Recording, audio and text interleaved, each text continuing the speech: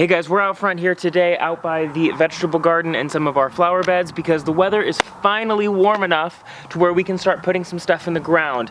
And originally I was waiting to plant seeds for this time of year, but I've actually picked up quite a few plants that I need to get in the ground because I've just been storing them in their nursery pots and I'm really tired of hand watering them. And we have all this wonderful drip line. So what I'm gonna do today is get a lot of the stuff that I have purchased in the last couple weeks from the nursery in the ground, and then maybe if we have time get to some seed sowing, but that will probably be more on next week's video. But yeah. So let's get some planting done. Okay, so one of the first flower beds that we are really gonna tackle today is the shade garden bed. So this bed right here, as you guys can see, gets shade for a good portion of the day. It's about 2 o'clock in the afternoon, and up until this point has been shaded all day. So I'm pretty confident that things like hostas and ferns and like this hellebore are gonna do okay in this bed. And of course on this side needs to be a little bit more sun tolerant, so that's where this elderberry is gonna go. This has kind of been the inspiration for this garden bed, so the whole bed is kind of structured around this elderberry framing up the back corner of the shed right here. So this is gonna be the first bed that we're gonna tackle today. I have 3 different types of hostas we're putting in. The first one is a Halcyon hosta, that's this guy right here.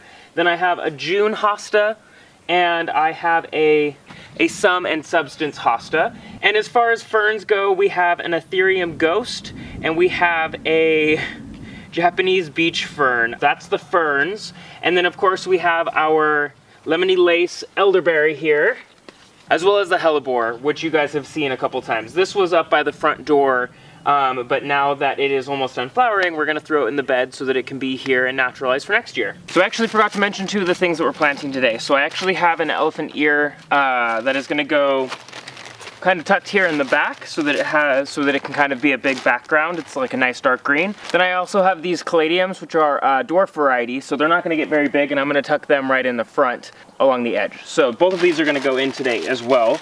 And then before I get into the planting piece, I wanted to talk about what we're doing to the soil. So our natural soil here has a really, really high pH, so it's very alkaline, and it has got a lot of clay in it. So I'm gonna be doing a couple different things. What is happening with the dogs? What are you guys doing? I'm gonna be doing a couple different things when I plant each one of these in. So anytime I'm planting, I'm gonna do a starter fertilizer of some sort. Today I'm using the Espoma Organic Biotone starter. Just gonna throw that into the bottom of the hole. But I'm also gonna be adding in a small amount of these sulfur chips because that's gonna help lower the pH so that the plants can absorb the nutrients in the soil a little bit easier. And I'm also gonna be tilling in some of the forest compost that we have that we're using as mulch and also as a mix-in to help break up the soil so it's not quite as dense. So that's what we're gonna do. Let's get planting.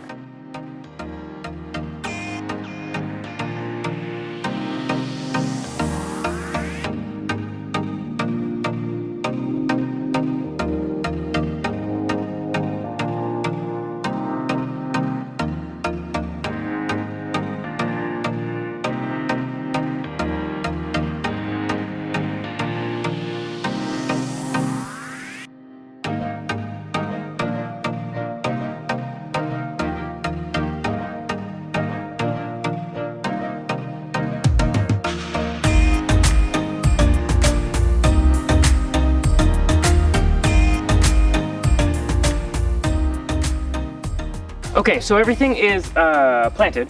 This took a lot longer than I thought it was going to, and there's a couple reasons for that. So I'm gonna take you on a little tour, but this is it. I'm really happy with the way it turned out. I think we're gonna have a really good balance of textures and tones. I did throw these little primrose in here. They were in there with the hellebore. So those won't be a permanent feature. Those will kind of go away, I think, as the season gets a little hotter, but it's some color for right now. But yeah, otherwise everything is in. We've got a space right back here. This is where that elephant ear alocasia went, so that's gonna fill in this area really well. This obviously is gonna get pretty large, so I left the majority of this open so that it has room to grow. And this is also full sun, and I don't really have anything to plant over here right now. And then our caladiums are gonna be right up here in front, so that's gonna fill in right here. So really there's only like 2 things left to do on this bed, and that is to mulch everything through, and I need to go through and water everything in. But I am gonna get some more stuff planted before we go through and mulch, because I got a couple different things that need to get done today, and the mulch can wait until tomorrow. So Ooh, wow, it is really bright over here. So the next two areas that I want to work on is this trellis area right here. I have the two clematis. These really need to get in the ground ASAP. And then I just picked up a bunch of little 3-inch lavenders, English lavenders, and I'm gonna make kind of a barrier hedge around that, the front of that. So this is all gonna go in the ground. And then just past the makeshift greenhouse, there are a couple strawberries and a blueberry plant. Those will be super easy to plant because the dirt is already prepared, and those are gonna go in a box in the garden. So I'm just gonna work on chipping away at all of this. The only thing I don't think I will get to today is this lilac right here. I would like to maybe take the stump out before that goes in, just so that we don't have to disturb it. But either way, that's gonna go in the ground right there too. Figured I might as well mention it because you guys can probably hear it, but yes, I am watering the dirt. There is a fair amount of grass out here, a native wild grass. So I am watering it, and I am hoping that it will take over. So that's why there's a sprinkler going. And on that note, let me show you guys the only other thing that I think I might try and do today. I've got a couple things that I want to scatter through this bed. Nothing serious, it's just these blue phlox. I have 3 of them, I need somewhere to put them. And then I've got that guy in the back, which is a feverfew, and that'll get decently large. So the whole idea with this bed is I kind of want to do like a English cottage style. So I'm just gonna plop things down randomly, so this will also be pretty easy. But it is already mulched, so I'm gonna have to move all of the mulch back.